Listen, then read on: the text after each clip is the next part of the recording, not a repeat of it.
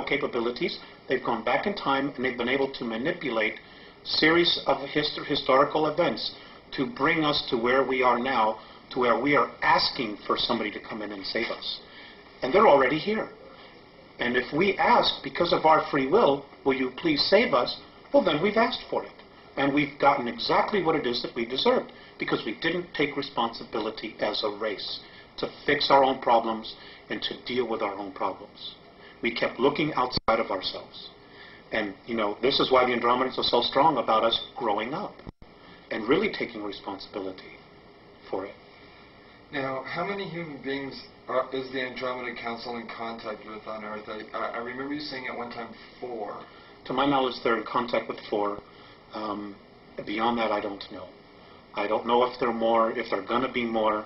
I know there's one in the United States, there's one in South America, one in Asia, one in Europe. But there are other groups that are here, you know, over 170, who may also on some level be talking to people and communicating, whether it's physical or telepathic or through mediumship, you know, dealing with the different spiritual levels. There's a lot of information that's being sent down here. Are they finding it's effective? Is it working?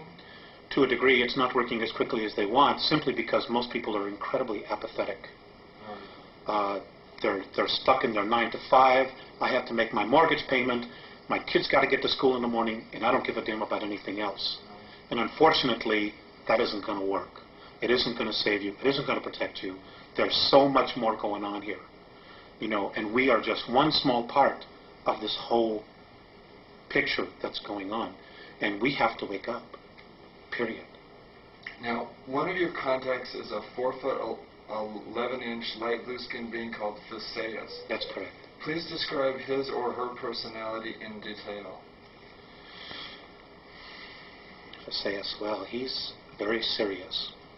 He's very benevolent. He's considered a sage in his world. He's an incredible healer. He has perspectives on things that are just far beyond anyone that I know. He's very direct. He's very humble. He's very soft.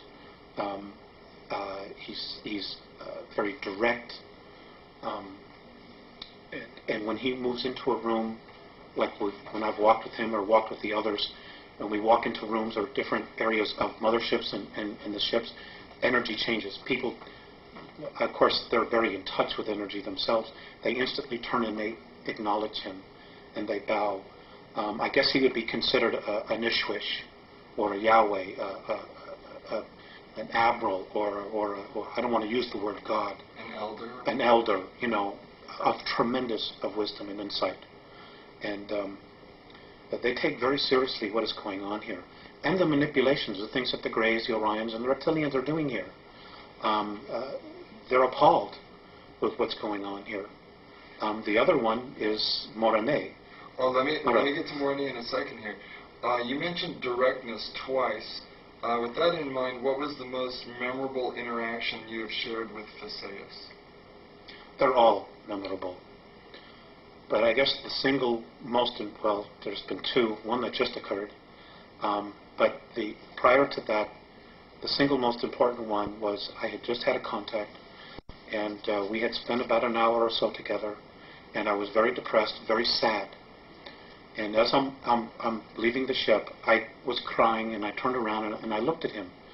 And he looked at me and he smiled, and his words were, "The love that you withhold is the pain that you carry."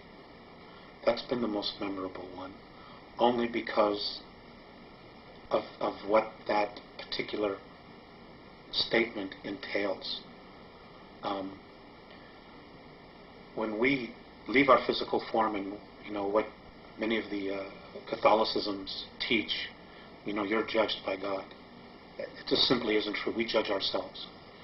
And what I read in that statement is that when we cross over, we look at the places in our life where we withheld love, that we maybe didn't give enough. And we judge ourselves on that. So that's been the most profound one for me. And Morane, he's a 7.5 Snow White skinned hairless being. Also, he's light blue as well. Oh, light blue. I'm sorry. He's light blue.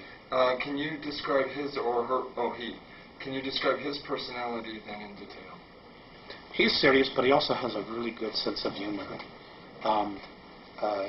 He can snap me out of my depressions very quickly, and he has just a different perspective of looking at things. He also tends to be part of their exploratory team. In other words, when there are times when they need to defend themselves or they're confronted with something, he takes on a military type of role. He's very, very fatherly, big brother. He's also one that he shows more emotion. He'll give you a hug or put his arm around you, and he's just really, really wonderful in that sense. He's more human in that sense. He's not as sterile sometimes as Visayas would appear to be. It's not that they're not loving, but sometimes Morane is a lot more animated, and I can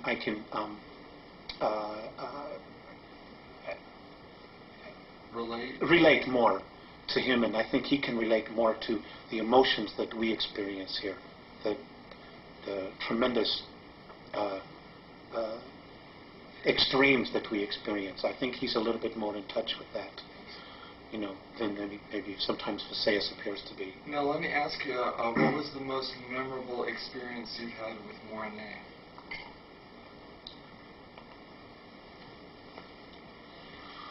I can't talk about that. I won't talk about that. Okay. Now, please describe where and when you were born and your youth. That's not something I want to talk about either. Okay. In detail... Because it's not about me, it's about the information. Okay, that's fine. In detail, please describe your first contact at 8 years of age in 1964. I didn't really know anything about it. I just knew that I supposedly had fallen asleep, and when I woke up it was evening. Everybody had been looking for me, and I wasn't where I was. And when I took them back to show them where the imprint was, we were playing hide and go seek, and this was in the peninsula of Michigan, near Woodstock, Michigan. And people had been looking for me, and I wasn't there, and I got a spanking, because I wasn't where I was supposed to be, and I'd been missing for hours. I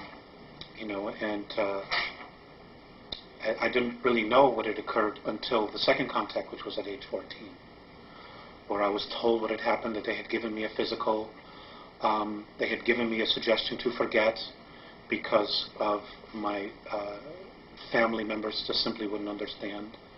And they were right.